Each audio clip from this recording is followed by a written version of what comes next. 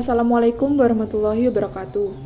Sebelumnya, perkenalkan kami dari kelompok 7 yang beranggotakan saya, Yanti Oktaviana NIM 073, Endra Rasendria NIM 114, Latisa Asila NIM 092, dan Marhal Pania NIM 091. Di sini kami akan mempresentasikan atau menjelaskan mengenai perkembangan struktur institusional dari akuntansi keuangan, akuntansi manajemen, dan auditing. Untuk topik materinya sendiri yaitu ada 5. Yang pertama, akuntansi sebelum tahun 1930. Yang kedua, akuntansi tahun formatif 1930 sampai 1945. Yang ketiga, akuntansi pasca perang 1946. Yang keempat, akuntansi periode modern. Dan yang kelima, akuntansi pasca IFRS. Untuk yang pertama yaitu topik akuntansi sebelum tahun 1930. Akuntansi sebelum tahun 1930. Sebelum tahun 1930, teori akuntansi merupakan suatu bahan atau penelahan logis yang dirumuskan dengan baik dan biasanya tidak mendahului praktek akuntansi. Dari tahun 1960-an sampai tahun 1980-an, teori akuntansi telah mengalami perkembangan melalui evolusi yang besar, dan selama periode yang sama sekitar 50 tahun yang lalu, pemikiran akuntansi juga dikembangkan melalui evolusi sehingga sekarang akuntansi berkembang sejalan dengan bertambahnya kebutuhan. Perkembangan praktik dan pemikiran akuntansi sebelum tahun 1930. Pada tahun 1930, tekanan-tekanan timbul dari individu dan kelompok di luar profesi akuntansi yang tidak merasa puas terhadap para akuntan, praktek, dan para akademis. Akibat masalah tersebut, American Institute of Accountants membentuk komite yang bekerja sama dengan New York Stock Exchange untuk memecahkan masalah tersebut.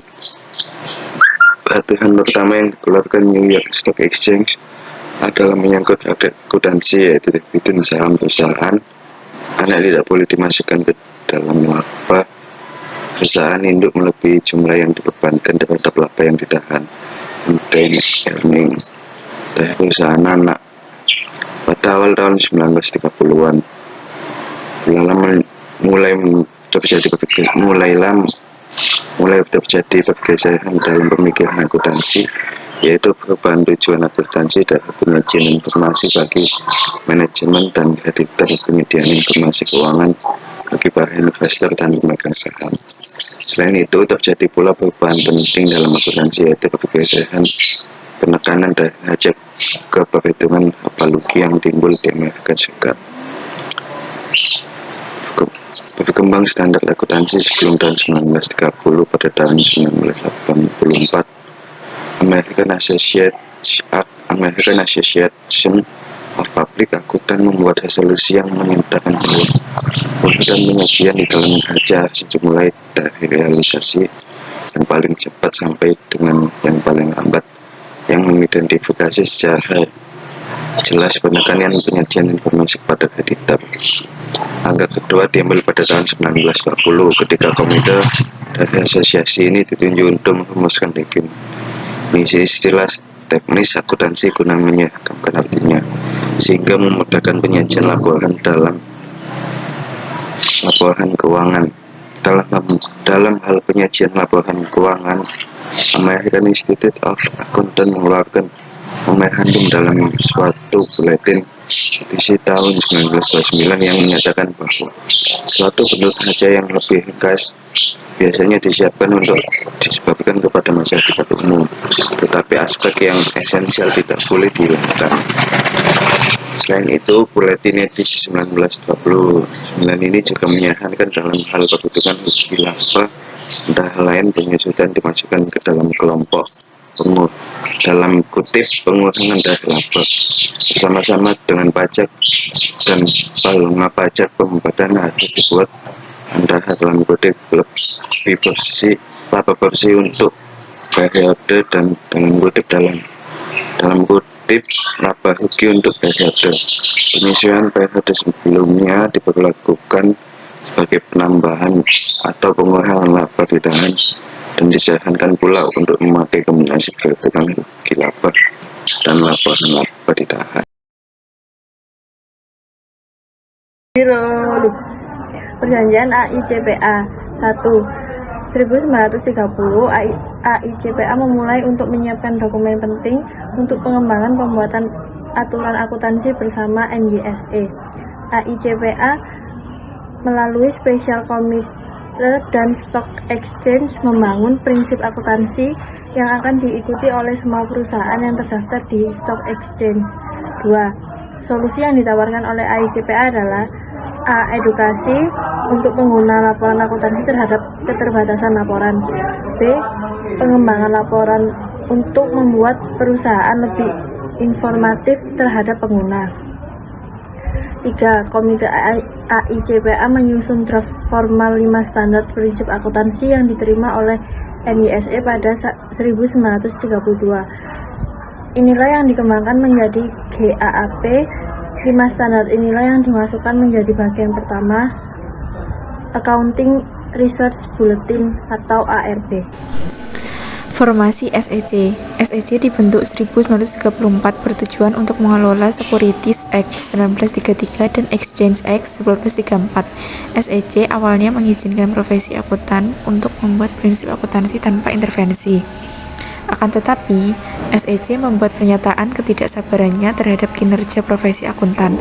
SEC mengeluarkan ASR nomor 4 yang menyatakan bahwa walaupun akuntan profesional mendirikan badan otoritas untuk membangun standar akuntansi, SEC akan menentukan praktik akuntansi yang diterima dan memandatkan metode yang akan dipakai dalam laporan perusahaan. Komite Prosedur Akuntansi. 1933, AICPA membentuk komite untuk pengembangan prinsip akuntansi yang kemudian berganti nama menjadi CAP, yang tidak aktif sampai tahun 1938. Tekanan dari SEC, jumlah anggota CAP meningkat 3 kali lipat hingga menjadi lebih aktif. Setelah 5 tahun, tidak ada perkembangan, SEC kehilangan kepercayaan pada CAP. Lalu memutuskan untuk mengadopsi kebijakan memulai dari masalah yang spesifik dan merekomendasikan metode akuntansi. Selama 2 tahun, CAP mengeluarkan 12 ARB dan CAP berkonsultasi pada SEC untuk memutuskan ARB yang diterima oleh SEC. Baik, di sini saya akan menjelaskan tentang periode setelah perang tahun 1946 sampai dengan 1959. Goncangan ekonomi yang lebih besar terjadi pada periode pasca perang daripada tahun 1920-an. Industri menginginkan modal yang besar untuk memperluas bisnisnya. Perluasan tersebut sebagai gantinya menciptakan lapangan pekerjaan dan uang yang lebih banyak. Dengan dorongan dari Stock Exchange, industri mulai menyediakan uang untuk masyarakat. Tahun 1940 diperkirakan terdapat 4 juta pemegang saham di Amerika Serikat. Tahun 1952, jumlah tersebut meningkat menjadi 7 juta. Pada tahun 1962, jumlah ini meningkat menjadi 17 juta. Dengan demikian, sebagian besar publik Amerika memiliki kepentingan keuangan langsung dalam perusahaan yang terdaftar. Laporan keuangan perusahaan merupakan instrumen yang penting dalam pengambilan keputusan.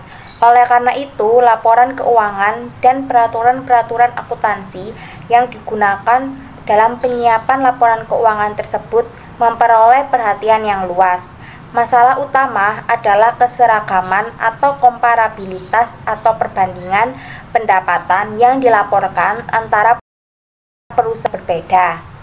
SEC semakin memberikan tekanan berat untuk profesi akuntansi agar menghilangkan metode yang berbeda dari akuntansi untuk transaksi serupa yang mempengaruhi. Akuntansi periode modern. Awal tahun pembentukan APB atau Accounting Principles Board. APB diberi tambahan tugas selain membuat standar akuntansi seperti CAP. Tambahan tugasnya berupa membuat conceptual framework, yaitu mengembangkan teori akuntansi, seperti kritikan. Untuk mengembangkan teori akuntansi menggunakan riset. Tugas APB sendiri yang pertama, membuat standar yang diberi nama APB Opinion. Yang kedua, membuat conceptual framework atau teori yang diberi nama APB Statement. Yang ketiga, melakukan riset yang diberi nama Accounting Research Study atau ARS. Lalu muncul masalah mengenai ARS 1, postulat, ARS 3, prinsip. Dalam ARS 3, isinya tidak memakai historical cost, tetapi mengusulkan current cost atau replacement cost. Akhirnya ditolak oleh para praktisi. Praktisi mengatakan jangan coba mengganti historical cost berdasarkan ARS. Akibatnya, APB tidak jadi mengganti historical cost. Financial Accounting Standard Board atau FASB. FASB tidak dibawahi AICPA. FASB didukung 6 organisasi profesi, yaitu AAA, AICPA, Financial Analyst Federation, Financial Executive Institute, dan Institute of Management Accountant, serta Securities Industry Association. Kumpulan organisasi profesi ini diberi nama FAF atau Financial Accounting Foundation. Yayasan ini bertugas mengusulkan dan memilih Board of Trust atau Majelis Wali Amanat. Tugasnya mencari uang, memilih anggota FASB, dan mengawasi pekerjaan FASB. Hasil evaluasi terhadap FASB oleh Dewan Perwakilan FAF. Yang pertama, proses penetapan standar akuntansi yang baru membutuhkan pertimbangan mendalam dari seluruh unsur pemakai. Yang kedua, proses membutuhkan penilaian untuk memperkirakan dampak yang mungkin timbul dari standar yang diusulkan. Yang ketiga, keberhasilan sebuah standar tidak ditentukan oleh penyusun, tetapi harus diasimilasikan dengan pemakai. Yang keempat, proses asimilasi membutuhkan pendidikan untuk memperlihatkan nilai-nilai dalam standar yang diajukan. Sarbanes-Oxley Act atau SOX. SOX dibangun oleh Public Company Accounting Oversight Board (PCAOB) yang bertanggung jawab atas KAP terdaftar, penyusunan standar audit, pengawasan KAP, penegakan ketaatan terhadap SOX.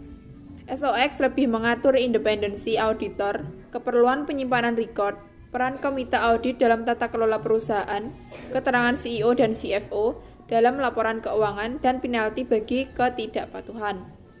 Pada awalnya, SOX terlihat hanya mempengaruhi profesi auditing. Implementasi SOX menjadi fokus utama dalam perusahaan publik dan kantor akuntan publik. International konvergensi. Saat ini tidak ada sekelompok standar akuntansi yang berkualitas tinggi dalam semua pasar modal. US GAAP belum diterima secara universal. Ungkapan harmonisasi digunakan selama bertahun-tahun, tetapi yang lebih diterima sekarang adalah ungkapan konvergen. Pada tahun 2002, International Accounting Standard Board atau IASB dan FASB mengumumkan mereka akan mengkonvergensikan GAAP dan IFRS. The liability crisis in public accounting. Adanya tekanan besar terhadap auditor untuk mengungkapkan kecurangan yang dilakukan oleh manajer untuk mengatasi krisis kepercayaan. Dibentuk Private Securities Litigation Reform Act untuk mengerem hukum yang dikenakan pada auditor karena keterbatasan auditor. Akuntansi pasca IFRS. Awal mula IFRS International Financial Accounting Standard merupakan standar akuntansi internasional yang diterbitkan oleh International Accounting Standard Board (IASB). Dalam penyusunannya, International Accounting Standard (IAS) melibatkan 4 organisasi utama di dunia, yaitu pertama ada Badan Standar Akuntansi Internasional (IASB), kedua Komisi Masyarakat Eropa (EC), Organisasi Internasional Pasar Modal (IOSCO), Federal Akuntansi Internasional (IFAC).